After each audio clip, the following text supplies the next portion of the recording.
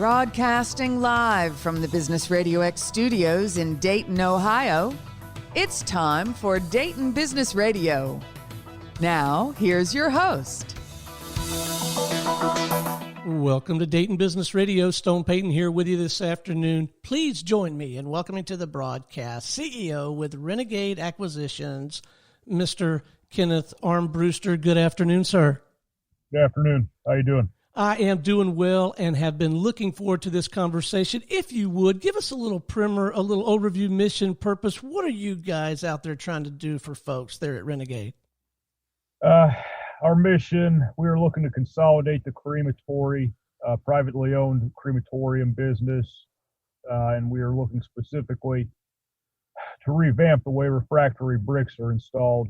So we also look for, even though there's not that many, we look for crematory rebuild services.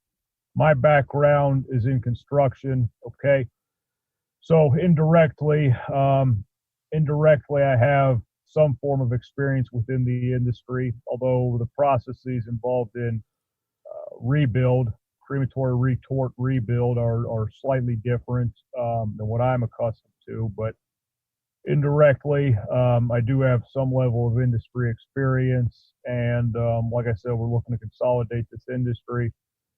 We're looking to put our own unique spin on it, and hopefully make this industry and this world a better place before we leave it. So that's the basics of it.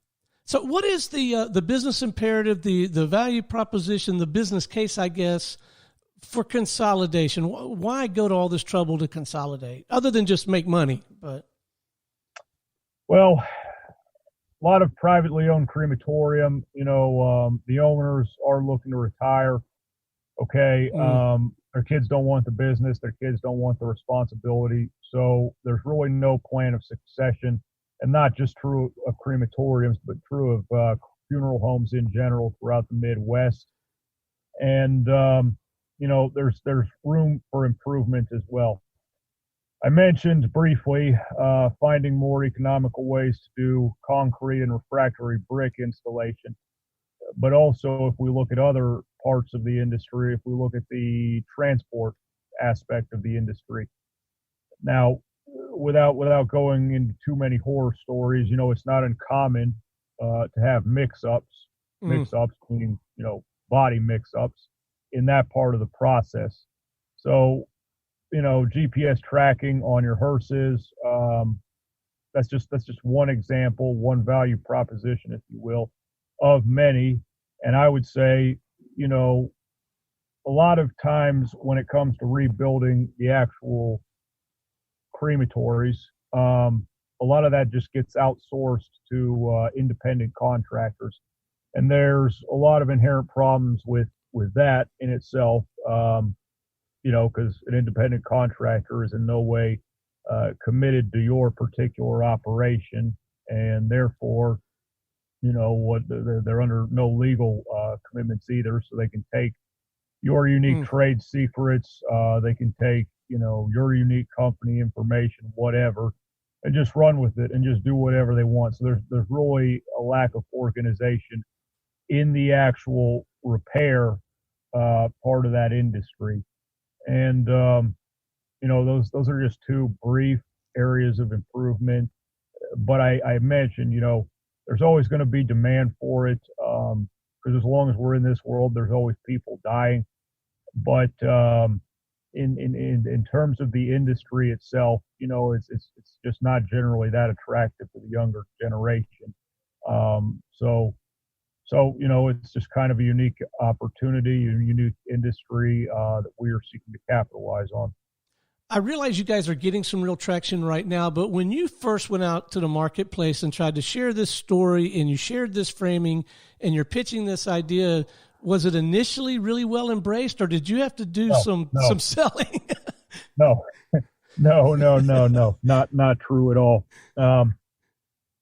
Because now, mind you, when I first started pitching this was actually before, and I don't want to talk about the politics of, or even the legitimacy of what is called the COVID-19 pandemic. I have my own opinions on that, which I keep to myself. However, even before that, it was not very well received. There were a lot of funeral homes. There were a lot of privately owned businesses within what is called the bereavement sector, going out of business, losing revenue. And really, a lot of that has to do with, in a sense, it being a saturated market. But, more than that, it's just no plan of succession.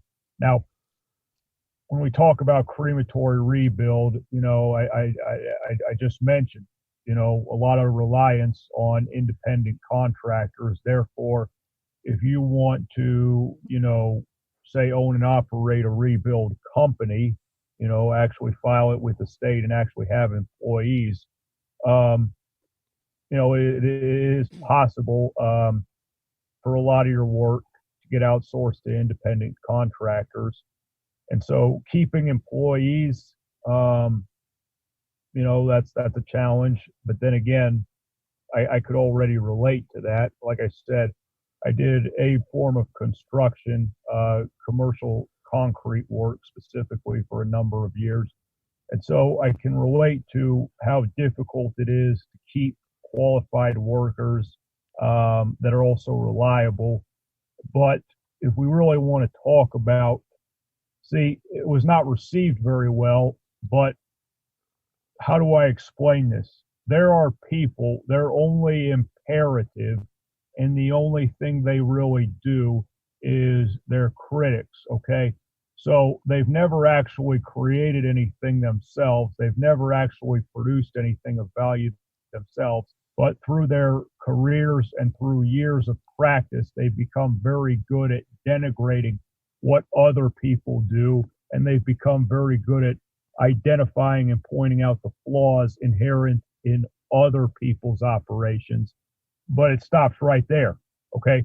They will critique something and they will point out the weaknesses, but they won't follow up with any kind of alternative solution. They won't follow up with any kind of proactive measures on how we can A, fix what they're critiquing, B, improve it, C, do something entirely different that at least moves us forward, So I initially, I'm not going to mention any, not that there's like any confidentiality agreement or anything. I'm not going to mention any specific government organizations. However, okay, going to certain government organizations, which shall remain nameless, I spoke to individuals who had prior experience, a significant amount of prior experience in acquisitions. And, I told them, this is what I want to do. And they just say, no way, this has no chance of being profitable.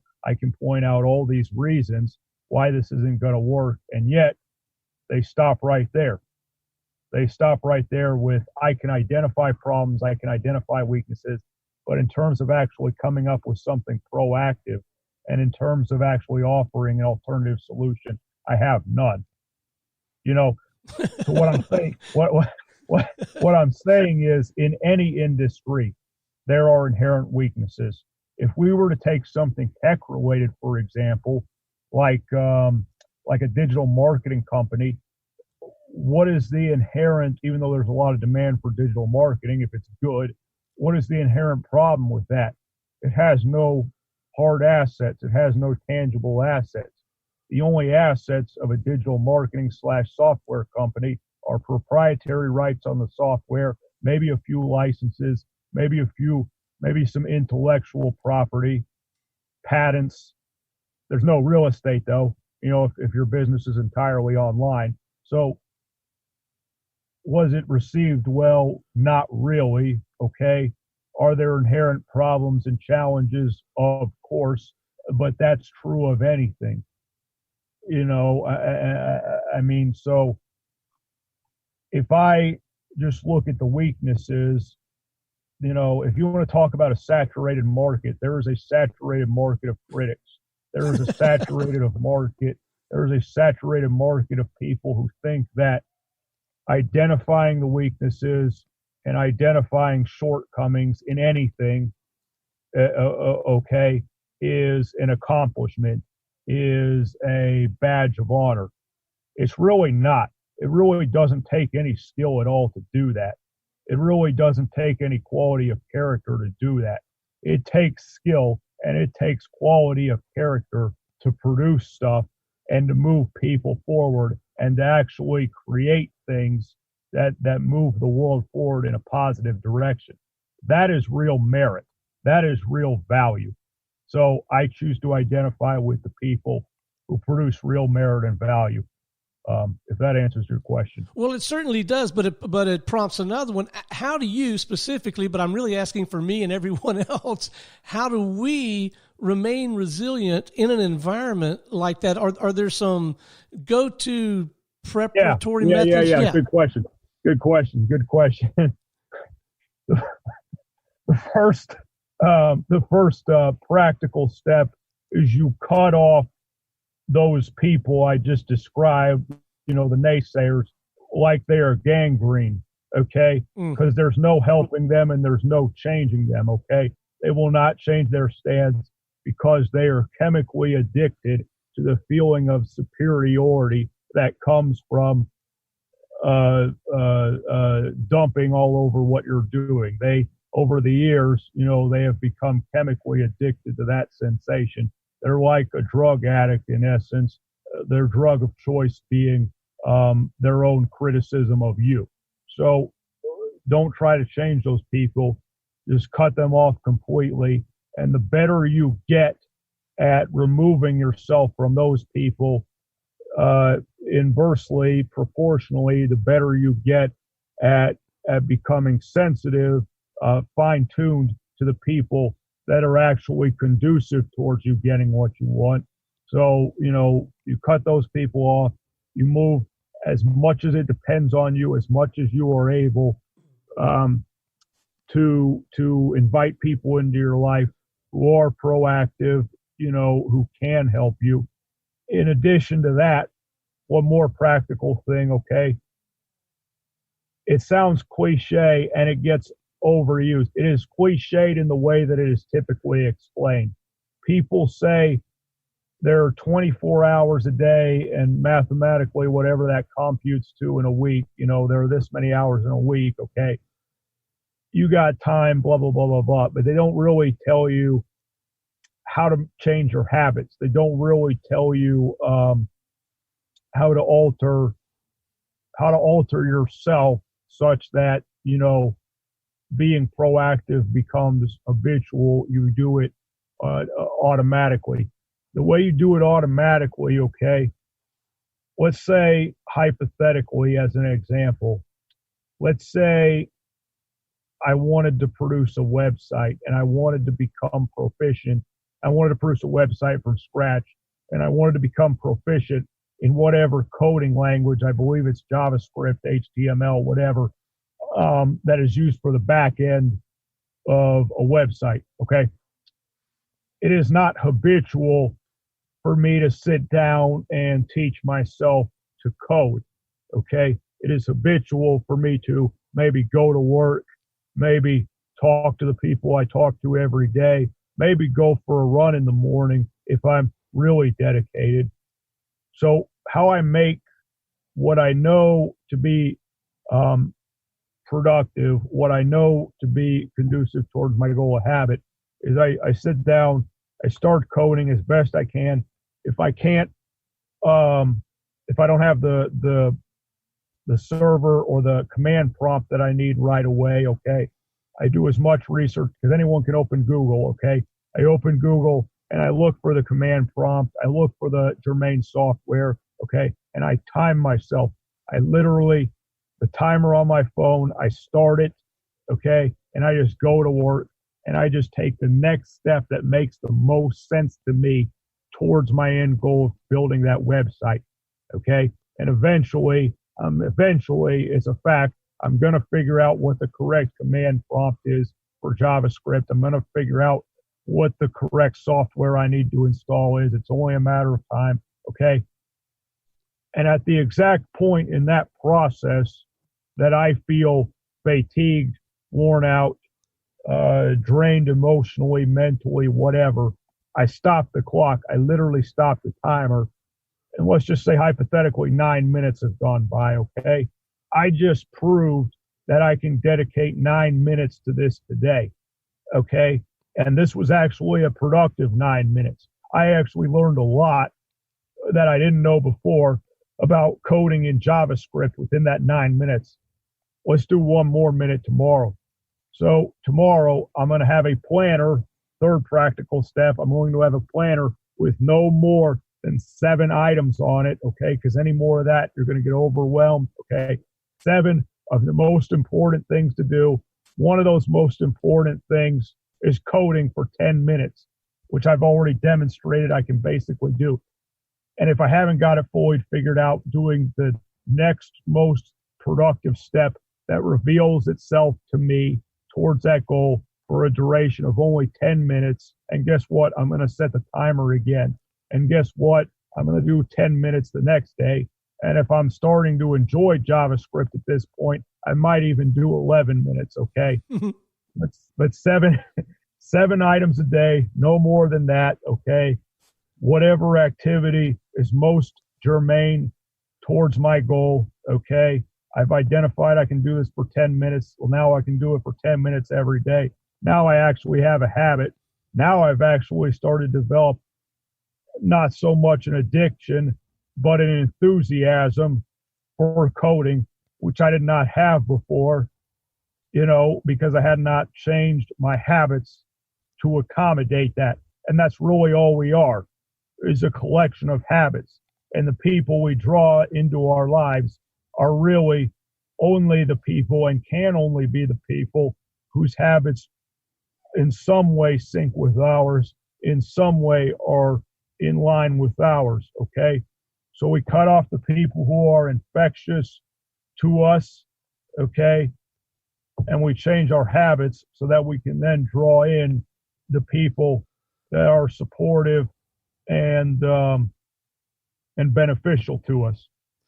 That sounds like marvelous counsel. And what I love about the approach that you described in some detail there is it makes me feel like I have some degree of control, and the discipline and the rigor, the structure that you laid out actually liberates me. It doesn't confine me. I just love that. So that's the whole point of it. You are in control. You're in control of that entire process. There is nothing I just described where the central lotus of control in any way strays away from you at any point. And that anyway. Well, before we wrap, a couple other questions I want to make sure that I get in here. One, I'm curious to know, we've been very transparent, you have, about some of the challenges in your environment, but what are you finding most rewarding about your work right now?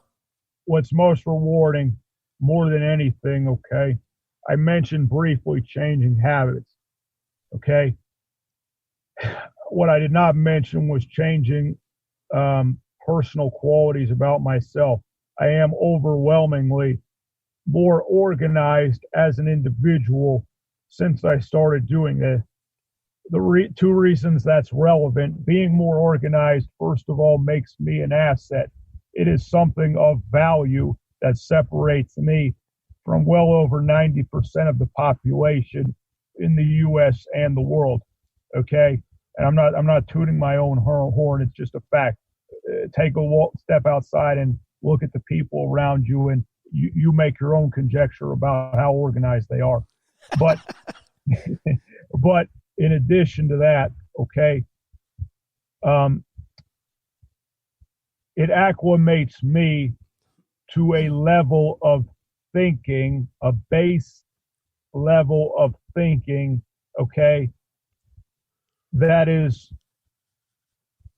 a higher degree of complexity, okay, but complexity in the sense of able to manage more, okay, and even if I'm not having direct success in terms of, say, raising capital, or in terms of attracting the most qualified people to be on my board, to be on my team, even if I'm not having the best possible success, I'm still having some success, okay? And even though I don't really know how to explain it, okay, that level of thought and that level of organization does carry over into other areas of my life and other areas of my life specifically pertaining to making money, okay, and does magnify those other completely unrelated areas, okay? So I'm making myself more of an asset to the world overall, but I'm also making myself more effective in other areas that have nothing to do with Renegade Acquisition. And that's, now I think my dad said, life is what happens while you're making other plans, or even better, Bruce Lee. Bruce Lee said, the martial artist, when you accept compromises in one area of your life, it transfers over into other areas of your life, okay? So the level of organization and complexity that I approach what we're talking about with, because I have trained new habits and because I have trained new ways of thinking, it will manifest and it will carry over into every other area of my life, okay? So even if we're not achieving direct success, we are achieving indirect success by learning a new way of thinking and a new way of interfacing with the world. So I knew we were going to learn about a very interesting business in this conversation. I had no idea we were going to gain this much insight that applies so broadly to what is really our tribe out there, the people who are out there every day just trying to hammer it out. I can't thank you enough. Before we go, though, I want to make sure if some of our listeners would like to have a more substantive conversation with you or someone on your team to learn more about what you're up to or collaborate with you in some way, what's the best way for them to connect with you? Website, renegadeacquisitions.com. My direct contact, my personal contact information is on there. We have a Facebook page as well. And like I said, my email address is on there. You can contact me through the website. You can contact me via email. There's really, my contact information is public, Oh yeah, that's right. We got LinkedIn too. I think that may have been how you and I got connected. Well, that's Kenneth Armbruster. Ladies and gentlemen, Kenneth Armbruster, CEO with Renegade Acquisitions. It has been an absolute delight having you on the show, and I think maybe we ought to circle back and have more conversation again sometime. I would definitely appreciate that. That would be awesome. All right, man. Thank you so much for sharing your story. Thank you. Have an awesome night. All right. Until next time, this is Stone Payton for our guest today, Kenneth Armbruster, and everyone here at the Business RadioX family saying we'll see you next time on Dayton Business Radio.